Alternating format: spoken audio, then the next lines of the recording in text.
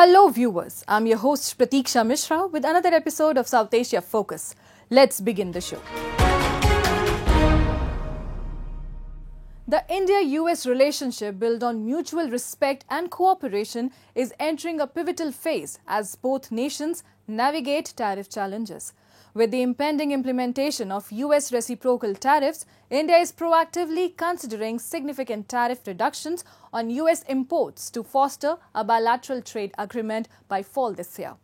Experts are optimistic that a comprehensive trade deal could enhance long-term relations despite short-term tariff concerns. A report. Over the years, India and the US have forged a strong economic partnership. As the global trade landscape evolves, the Indian government is proactively addressing the potential impact of US President Donald Trump's global reciprocal tariffs. An internal analysis by India suggests that the recent US tariffs could affect 87% of its exports to the US, amounting to approximately $66 billion. In response, reports indicate that India is considering reducing tariffs on more than half of US imports, valued at approximately $23 billion. On trade, we had a very open discussion, and the result of that discussion was that the Prime Minister and the President agreed that we would conclude you rightly said, not a free trade agreement, but a bilateral trade agreement by fall this year. And that is what is currently under discussion. Despite ongoing negotiations on tariff issues, India has reaffirmed that both nations remain committed to finalizing the trade agreement within the agreed timeline. The two governments are actively working to build a framework for the BTA, which would aim to expand trade, enhance market access, reduce tariff and non-tariff barriers, and deepen supply chain integration. In this endeavor, as I told you, our Commerce and Industry Minister had visited the United States from 3rd to 7th of March, where he met with US Commerce Secretary as also US Trade Representative. Government of India remains engaged with the US administration. India-US trade includes key Indian exports such as pharmaceuticals, textiles and IT services, while the US exports aircraft, machinery, oil and agricultural products to India. Experts remain optimistic that despite short-term tariff challenges, a well-negotiated trade deal could significantly strengthen long-term bilateral relations. We are expecting a trade deal. We are going to have a trade deal with the US, and although there will be a tariff issues, which I believe if we get a trade deal, a good trade deal, then these tariff issues may be a short-term thing, whereas the trade deal may help the India-US relation in the long term, and it will help both the countries. Specifically, India will get much benefit if we get a trade deal. India remains committed to deepening its economic ties with the US while strategically navigating potential trade challenges. A recent S&P Global Ratings report suggests that Trump's reciprocal tariffs will have a limited impact on India due to its robust economy and relatively low reliance on US trade, with exports making up just over 10% of its GDP. Despite a $45.6 billion US trade deficit with India, WTO data shows that the average US trade-weighted tariff is 2.2% compared to India's 12%. During Prime Minister Narendra Modi's US visit in February, both nations agreed to initiate trade discussions to resolve tariff disputes. As India and the US engage in trade negotiations, experts emphasize the importance of reassessing trade policies in an evolving global economy. And when we adjust our trade issues with the US, we also have to adjust with other countries. And not only India, other countries will also make certain adjustments. So it's a time for India and rest of the world to rethink on the trade issues. And India is doing a lot of work in this direction. By remaining adaptable and committed to open dialogue, both India and the United States can forge a resilient trade partnership that benefits their economies and sets a positive example for global trade relations. The situation in Bangladesh has reached a critical juncture with escalating human rights violations and increasing violence against minorities. Amid political turmoil, a recent event at the UN Human Rights Council highlighted the urgent need for international intervention and accountability. Human rights activists and advocates call for independent investigations into past and present abuses, emphasizing the historical context of discrimination and violence that has plagued the country for decades. A report.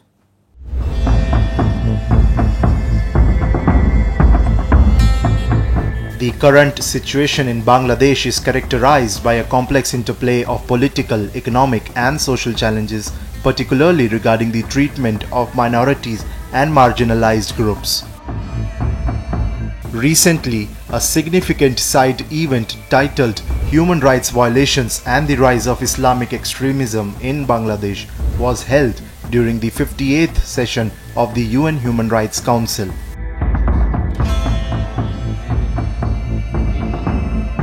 This event underscored the alarming state of human rights in Bangladesh under the 7th month rule of Nobel Peace Laureate Dr. Yunus. International journalist and human rights activist drew troubling parallels between the current conditions in Bangladesh and the oppressive environments seen in Iran and Afghanistan following regime changes.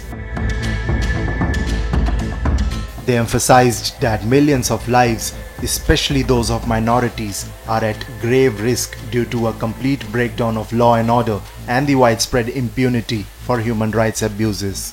The discussions highlighted concerns about increasing violence against minority communities, suppression of dissent, and the erosion of civil liberties, painting a dire picture of the human rights landscape in the country.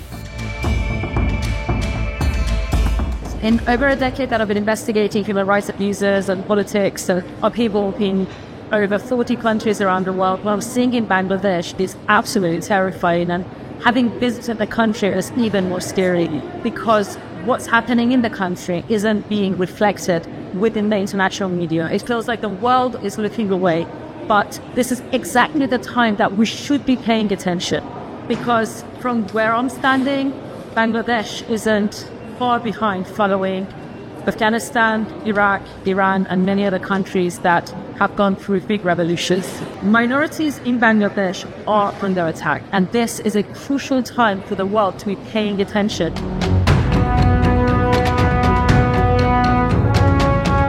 At the event, the urgent need for international attention and intervention was clear, as advocates called for measures to protect vulnerable populations and restore accountability in governance.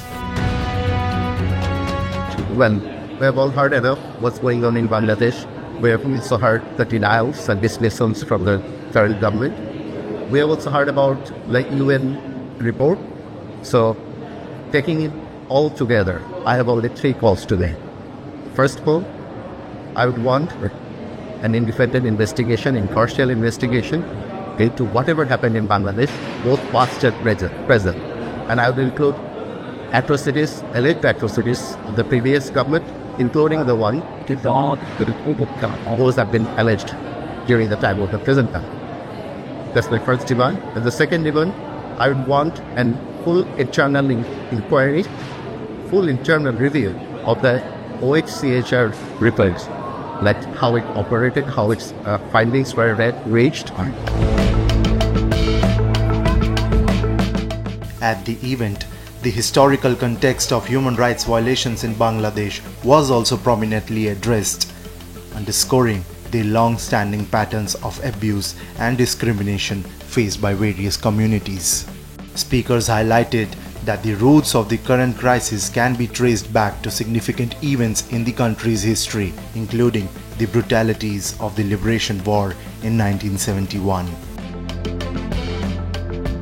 Today is the 54th anniversary of Bangladesh's Independence Day. Tonight, 54 years ago, West Pakistani Army, along with their collaborators Al-Badr, Al-Sham, launched the worst possible genocide in the history of the subcontinent and this century, targeting innocent men, women and children indiscriminately and with special vengeance towards the minorities, be it Hindus, Christians, Ahmadis, members of race, cross-gender, LGBT community. So we have to make sure that Bangladesh cannot fail. We cannot afford to have another genocide which can happen at any point of time in Bangladesh, because after 5th of August, the country is on the boil and it is becoming increasingly difficult and dangerous for all liberal-minded people who believe in the mindset of liberation, who believe in 1971 War of Liberation. As the world watches, the stakes remain high. The lives and dignity of millions in Bangladesh hang in the balance. It is a crucial moment for Bangladesh, demanding immediate attention and decisive action from the global community to safeguard its future and uphold the principles of human rights for all.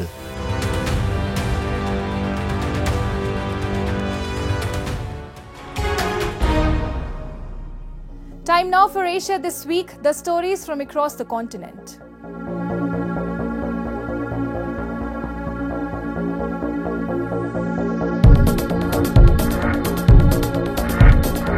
Afghan female athletes who are living outside their homeland have made a global plea for unity and support for gender equality in sports, highlighting their struggle under the current regime. Despite the oppressive circumstances, Afghan female athletes refuse to relinquish their fight. However, with the majority of Afghanistan's female football players now in exile, the potential for rebuilding a thriving sports culture seems distant.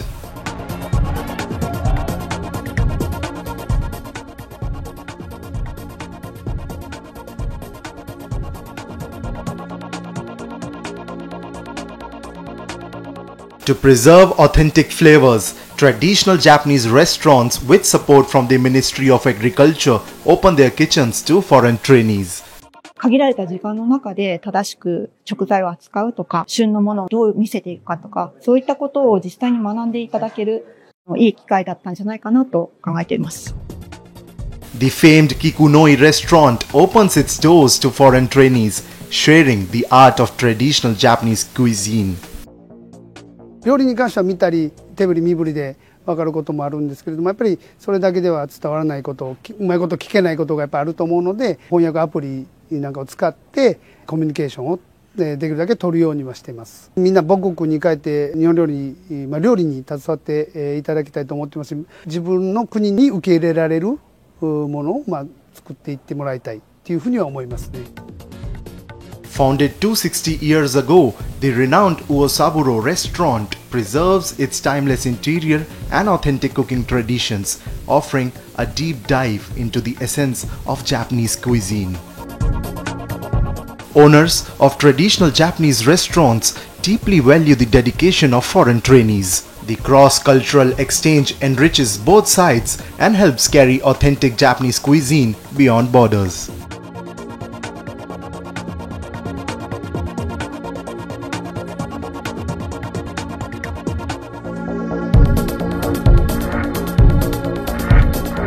North Korean leader Kim Jong-un supervised the test of suicide drones with artificial intelligence technology and said, "Unmanned control and AI capability must be the top priorities in modern arms development."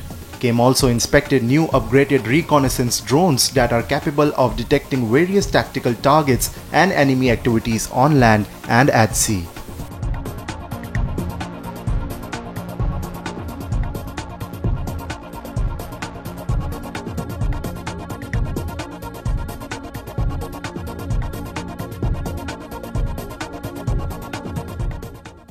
Moving on. In Pakistan-occupied Jammu and Kashmir, the education crisis deepens as government schools falter due to outdated curricula and inefficiencies.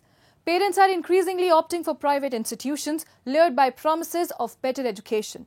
However, these private schools have come under fire for exploitative practices, charging inflated fees and mandating overpriced supplies. A report. In Pakistan-occupied Jammu and Kashmir, the education sector is grappling with significant challenges. Government institutions in the region are burdened by outdated curricula and widespread inefficiencies, prompting an increasing number of parents to turn to private institutions in search of better educational opportunities for their children. सरकारी तालीमी इदारों की निस्बत लोग private तालीमी इदारों को तरजीह देते हैं। उसकी बुनियादी वजह यह है कि एक तो रियासत जम्मू कश्मीर या पाकिस्तान के अंदर यकसान निसाब तालीम का ना होना है। प्राइवेट तालीमी इदारों के अंदर ऑक्सफोर्ड समेत दीगर जो है वो किताबें भी पढ़ाई जाती हैं, जबकि सरकारी तालीमी इदारों के अंदर एक ही निसाब जो है पढ़ाया जाता है, जिससे लोग जो है और सरकारी इदारों के अंदर चूँकि सिफारिश कल्चर है और सिफारिश कल्चर ने सरकारी इदारों को तबाह करके रखा हुआ है। While private institutions are favored for their better education, they have also come under growing scrutiny for their business practices. Most of these schools are prioritizing profit over the well-being of students, with reports of inflated fees, mandatory purchases of overpriced textbooks and stationery, and a lack of transparency in their operations. Private तालीमी इदारा जो है वो mafia बन चुका है। Mafia वो इस तरह बन चुका है कि मोस्टली प्राइवेट तालीमी इदारे जो हैं उन्होंने अपनी कापियाँ अपना निसाब स्कूल के अंदर ला के जो 100 रुपये की कापी है वो 200 रुपये में बेचते हैं और बच्चे को और वालिदैन को फोर्स करते हैं कि जाके वो कापी आपने स्कूल के अंदर से लेनी है, यूनिफॉर्म भी स्कूल के अंदर से लेनी है, हर चीज़ स्टेशनरी तक स्कूलों के अंदर रखी हुई है और वो माफिया बन के दोनों हाथों से जो है वो वालिदैन को लूट रहा है। As the education system in POJK continues to struggle, parents are caught between the decline of government schools and the exploitative practices of private institutions, leaving many questioning the future of their children's education.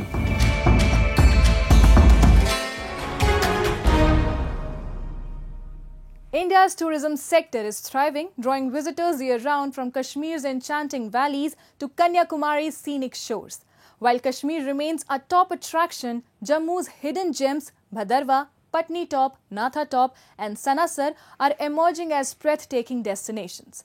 Beyond fueling millions of livelihoods, tourism weaves together the cultural and natural essence of every region, making it a cornerstone of India's vibrant identity.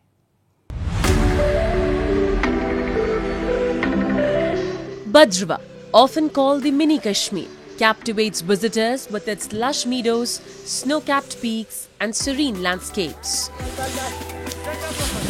Renowned for its pleasant weather year-round, the valley offers a true winter wonderland experience, complete with snowfall and thriving winter tourism. Beyond its breathtaking scenery, Bhadarwa is a perfect retreat for those seeking peace and tranquility.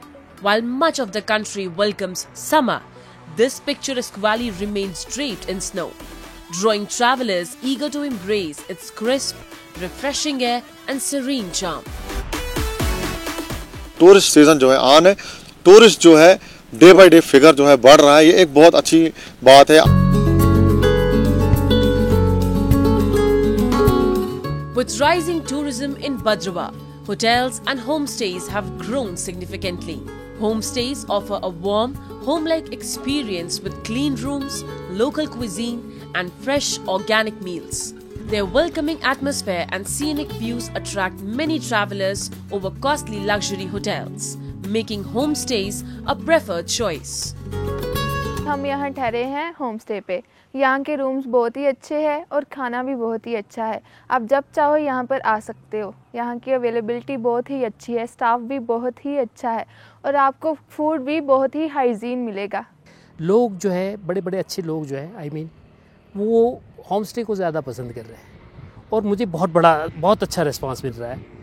तो मकसद जो है कि हम अपने guest को जो है लोकल कुजीन खिलाएं, लोकल जो ये यहाँ ट्रेडिशन है उसका शोकेस करें।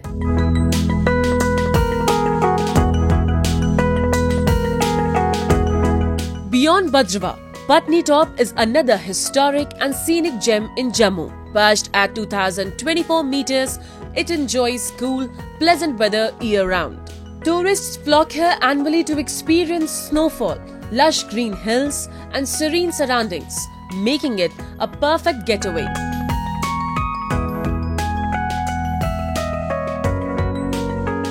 And I'm here with my friends, and I'm here on Natha Talk, and I would really suggest everyone to please come over here. The guides are so helpful over here. The view is fantastic, and I would urge everyone to at least once come here if you travel to Jammu Kashmir. हम लोग दिल्ली से जम्मू घूमने आए थे और यहाँ पर बहुत मज़ा आ रहा है. हम फ्रेंड्स के साथ सब आए हैं और यहाँ पे बहुत सारी बर्फ़ गिरी हुई है और व्यू भी बहुत सुंदर है, बहुत सुंदर लग रहा है. आप यहाँ लोग ज़रूर आइए. Surrounded by deodar forests, Sanasar is a picturesque getaway with blue skies, a tranquil lake and snow-capped peaks. While it receives little snowfall, its cool weather makes it a perfect year-round destination. The man-made lake offers horse riding, boating and shooting. हम यहाँ सनासर में घूमने आए हुए हैं. यहाँ का वातावरण बहुत अच्छा है. एकदम पानी है, बर्फ़ है, नेचुरल पहाड़ है, नेचुरल पत्ते हैं, ये वो सब कुछ हमारा बहुत अच्छा है. यहाँ किश्तियाँ हैं, यहाँ पे कुछ मतलब बहुत कुछ है यहाँ देखने के लिए. हम फैमिली के साथ सर आए हुए हैं. इस मौसम में यहाँ पे बहुत अच्छी बर्फ़ पड़ी हुई है और आप सब घूमने के लिए आइए. यहाँ पे देखिए, यहाँ पे कितना अच्छा वेदर है. यहाँ पे इतने अच्छे माउंटेन्स हैं, पहाड़ हैं और इतना अच्छा इन्वायरमेंट है यहाँ पे. आप सब, हम तो यहाँ पे 3 दिन से आए हुए हैं. हमारा तो घर जाने का मन ही नहीं करता. Jammu's tourism potential extends far beyond Patnitop and Bhadrava, with hidden gems like Ranjit Sagar Dam, Bani, Basoli and Arispura waiting to be explored. With improved infrastructure, these offbeat destinations can shine, and the upcoming railway to Kashmir is set to unlock new opportunities, giving the region's tourism a remarkable boost. From mountains to shores, Jammu's beauty invites you to explore.